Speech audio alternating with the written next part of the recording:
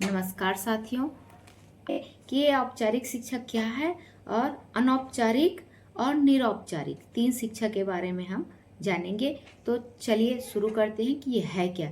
तो शिक्षा प्रणालियाँ शिक्षा और प्रशिक्षण प्रदान करने के लिए अक्सर बच्चों और युवाओं के लिए स्थापित की जाती है और शिक्षा व्यवस्था की दृष्टि से शिक्षा के निम्न रूप होते हैं। तो ये जो शिक्षा होती है, कई प्रणालियाँ होती हैं, उनको शिक्षा दिया जाता है, प्रशिक्षण दिया जाता है, शिक्षकों का प्रशिक्षण होता है, पालकों को प्रशिक्षण दिया जाता है। इस तरह से ये दिया जाता है। तीन रूपों में बांटा गया है। पहला है औपचारिक शिक्षा, दूसरा है अनौपचारिक शिक्षा और तीसरा है निरौपचारिक शिक्षा। तो चलिए बारी बारी से जानते हैं कि ये है क्या चीज। तो सबसे पहले देखते हैं औपचारिक शिक्षा।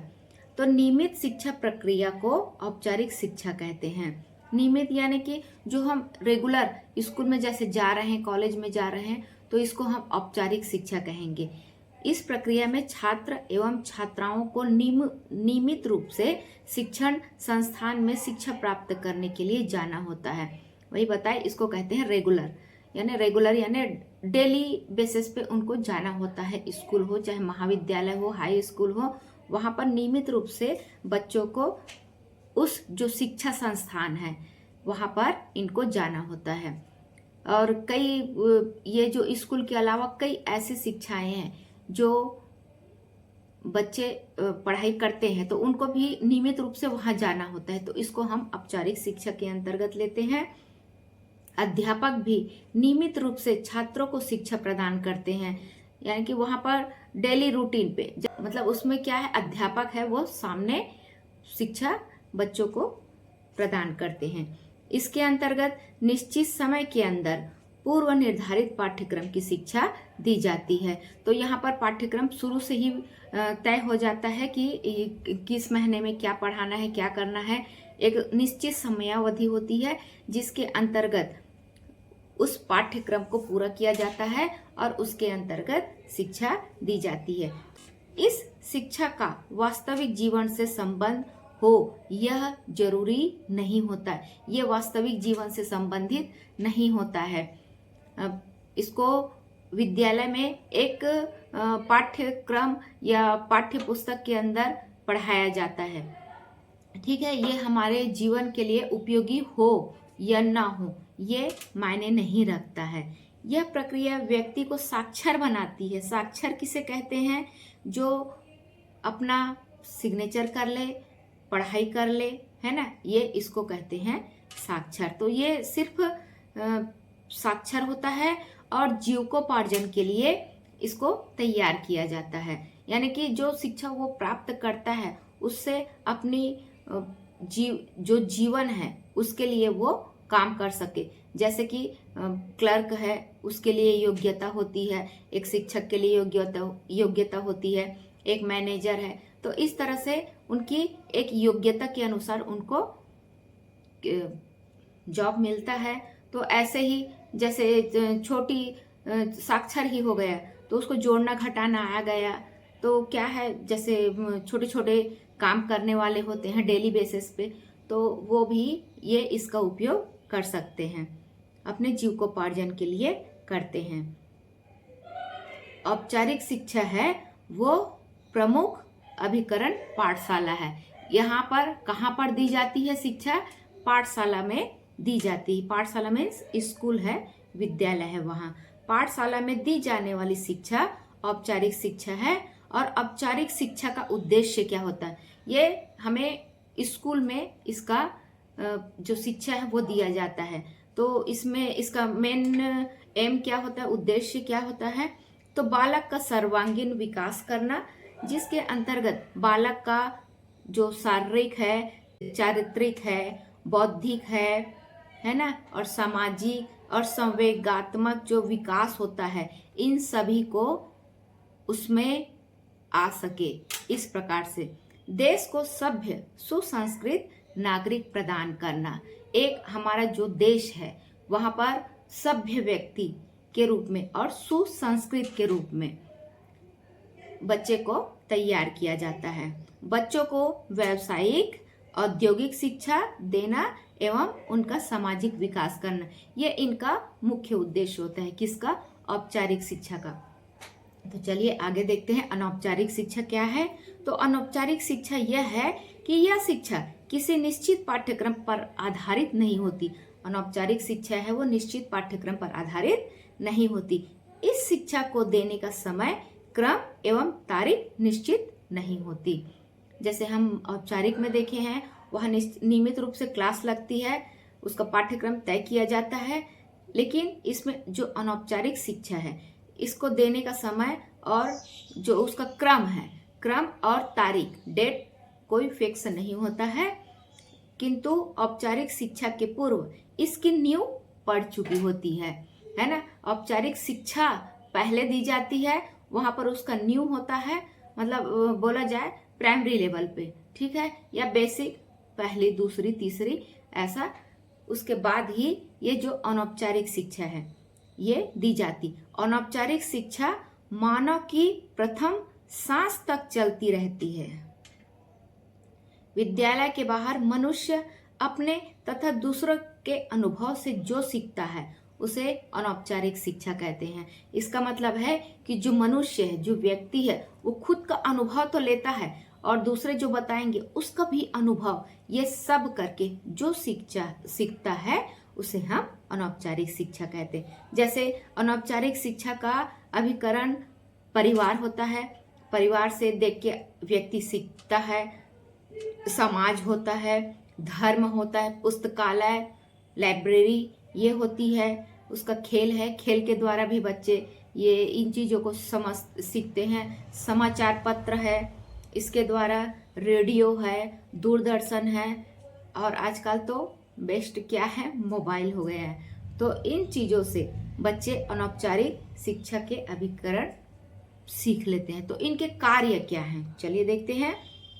मनुष्य को बुनियादी तथा जीवनोपयोगी शिक्षा प्रदान करते हैं। तो एक चीज, बुनियादी शिक्षा को किसने चालू किया था? महात्मा गांधी ने। वो जो बुनियादी शिक्षा है उन पर बहुत जोर देते थे। ये बुनियादी शिक्षा क्या है? यही बेसिक है जो व्यक्ति को अपने जीविकोपार्जन के लिए कार्य जो करना होता है वो अपने अनुभव यानी टैलेंट बेसिस पे ये सीख लेता है, ठीक है। और जो जीवन के लिए जो शिक्षा, जीवन जीने के लिए जो शिक्षा है वो इसके अंतर्गत आता है। इन अभिकरणों का प्रभाव मनुष्य पर अमिट तथा गहरा रहता है। जैसे कि बच्चा साइकिल चलाना सीखता है, अगर उसको 1 साल तक साइकिल ना दिया जाए तो क्या वो भूल जाएगा साइकिल चलाना? नहीं।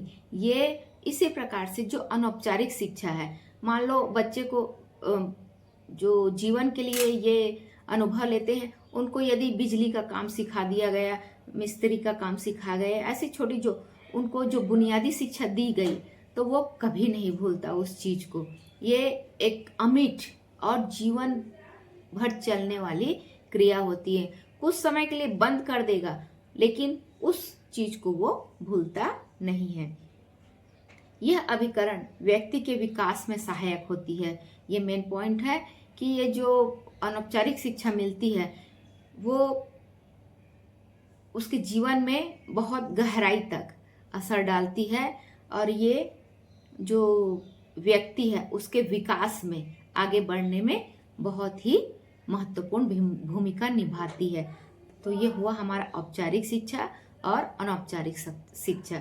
अब आगे तीसरा देखते हैं, निरौपचारिक शिक्षा। तो ये निरौपचारिक शिक्षा क्या है? तो इस योजना में लचीलापन होता है।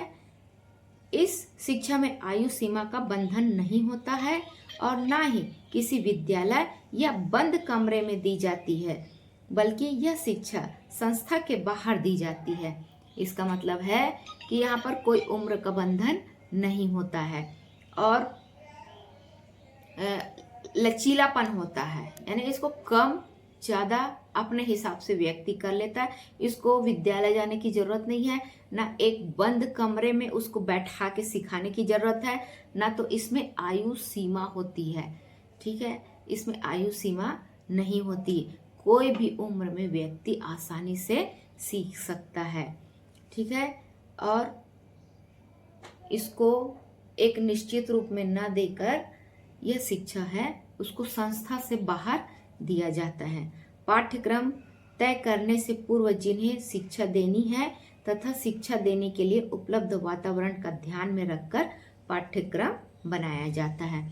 इसका मतलब है कि जिस व्यक्ति को शिक्षा देना है उसके लिए उसी के अनुरूप ये पाठ्यक्रम का निर्माण किया जाता है कि उसको किस तरह से समझाया जाए या किस तरह से उसको सिखाया जाए ताकि वो अच्छे से सीख सके।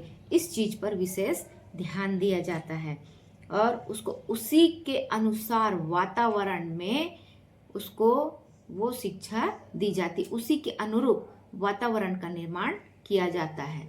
ठीक है।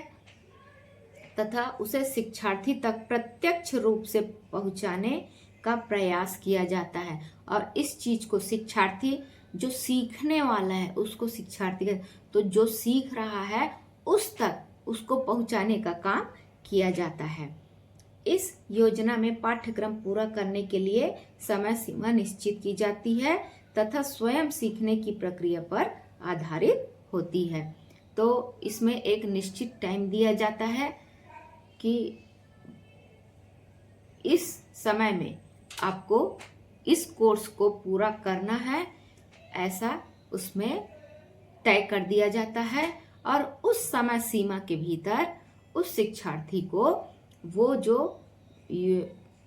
उसको कोर्स कराया जाता है या जो शिक्षा दी जाती है उसे वो पूरा किया जाता है। और इसे स्वयं करके मीन्स प्रैक्टिकल खुद करेगा तब वो सीखेगा। ये सबसे बड़ा प्लस पॉइंट होता है कि जब तक बच्चा खुद करके नहीं सीखता या कोई भी आदमी हो वो जब खुद करके नहीं सीखेगा तब तक वो नहीं सीख पाता है। कुछ ऐसे रेयर केस होते हैं जिसमें देख के सीख लेता है, लेकिन उसको जब तक करके नहीं सीखेगा तब तक उसको अच्छे से अनुभव नहीं हो पाता। इसलिए इसको करके सीखने पर जोर दिया जाता है। तो इस तरह से हम जो शिक्षा का स्तर है उसको देखे हैं कि शिक्षा 3 स्तरों पर होती है: औपचारिक शिक्षा, अनौपचारिक शिक्षा और निरौपचारिक शिक्षा। तो आपको ये समझ आया या नहीं, प्लीज़ आप कमेंट करके ज़रूर बताइए। और मेरी वीडियो आपको अच्छी लगती है तो लाइक ज़रूर कीजिए। Thank you.